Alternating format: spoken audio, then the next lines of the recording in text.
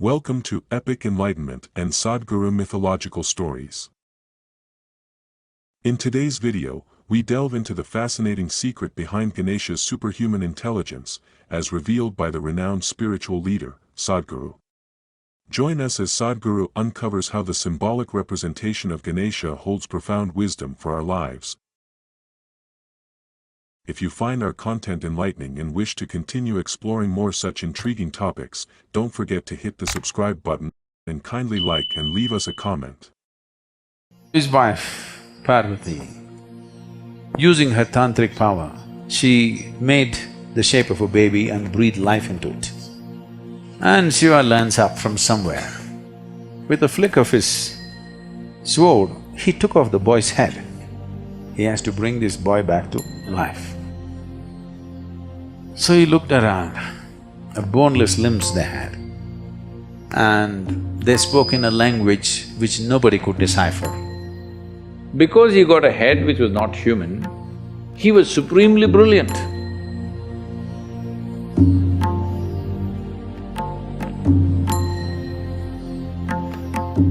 So Manasarovar is significant because it is culturally significant because whenever Shiva is a bit of a vagabond householder, he goes away. So his wife, Parvati, instead of staying in Kailash, she comes down here because that's all iced up. She comes down here, at least there's cold water. So she lives here largely.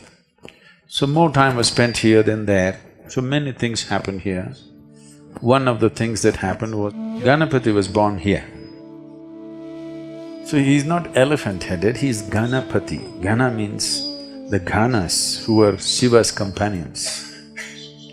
Generally, they are described as distorted and demented human beings, or beings, not human beings. They did not have human form, they had strange forms. And they had limbs which did not have bones, boneless limbs they had. And they spoke in a language which nobody could decipher. They spoke like cacophony. And they seemed to be always inebriated, or at least they behaved like that. So they were called Ganas, and they were the permanent companions of Shiva, all the time with him. Others came and went, but they were always there. So, when one of these outings that Shiva went, he went away 12 years. There are many cultural and scientific reasons we give for as to why he went away for 12 years, because largely whenever he went away for 12 years. So once he went away, and after 11, 12 years, he came back. Parvati sitting here on the banks of this lake. I want you to imagine, you're the just only woman sitting on the banks of Manasarovar lake, nothing here. She wants to have a baby. She's unable to have a baby because Shiva's seed is not human. So, it's clear that she cannot have a baby with him. But when she's alone, when she's with him, she's fine. When he's gone for long periods, her maternal instincts took over, she wants to have a baby. So one day, she smeared herself with sandal paste head to toe, waited for a period of time, then slowly peeled off all the sandal paste. When you do this, a certain amount of your skin or your cells will come away. Making use of this, using her tantric power, she made the shape of a baby and breathed life into it. A nice little boy came. And she was very happy in the company of this boy, and he grew up, just the two of them, nobody. And Shiva learns up from somewhere, nobody knows where he goes. Him and his friends land up, full, all inebriated and happy, come to see his wife. He's that kind. And Parvati wants to have bath. So she set up a small barrier and asked the boy to watch out, that nobody comes this way. So the boy took this duty as a he's very proud to guard his mother. So with a spear in his hand, he's walking up and down. He's looking for trouble. He wants to. Somebody should come now and he must fend them off. He desperately wants to do something for his mother. He's in that state. And Shiva and his friends landed up. So he wants to see his wife, he's coming that way. And the boy stopped him and questioned him, "Who are you?" Shiva thought, "Oh, you asking me who are you?" With a flick of his sword, he took off the boy's head and went to see Parvati. Very happy to see his wife after 12 years.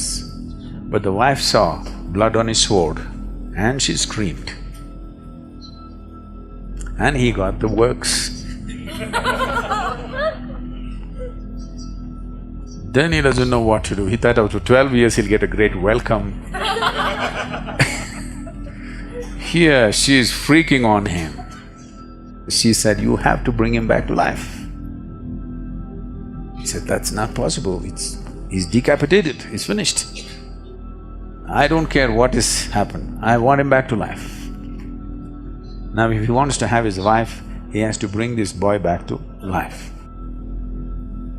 So he looked around, the Ganas, they were all there, kiki, kiki, kiki, kiki, kiki, like this. So he looked around and the leader of the Ganas, he asked him, "What?" He said, "Okay." So he lopped off his head and put it on the boy's head. First head transplant. So now the boy had human body and a Gana's head. That too chief of the Gana's head, and he had a limb which was boneless limb. So he became a Ganapati, the chief of the Ganas. Somewhere down the line, artists from Sivakasi in Tamil Nadu, because they had never seen a Gana but the place was full of elephants, a boneless limb means they could not imagine beyond an elephant. So they slowly made that into an elephant. Whatever they do, even today, everybody calls it only Ganapati. Nobody calls him Gajapati, okay? Some people have started writing songs these days calling him Gajapati, but it doesn't stick. Ganesh, Ganapati is what sticks because he is Ganesh, he is Ganapati. He is the king or the leader or the chief of Ganas. Because he got a head which was not human, he was supremely brilliant. Because of this extreme sense of intelligence, he did not allow anything to be an obstacle in his life. Every obstacle in life can be cleared if you have the needed intelligence, isn't it? So this is what he proved. So we called him Vigneshwara, he removed all the vignas because his intelligence is of that level. If you do not know about writing his scriptures, he told Vyasa, "Your dictation should be non-stop. If you stop, I'm going to drop the pen and go away because I'll get bored with you." This is the level of intelligence. Ganesh Chaturthi means not to boost your belly, but to boost your brain, because he's known for his brain, not for his belly. But today, to our children we have made it clear, he's known for his big belly, not for his big brain. He was essentially known for his big brain. So, Ganesh Chaturthi should be about boosting the brain, not the belly, isn't it?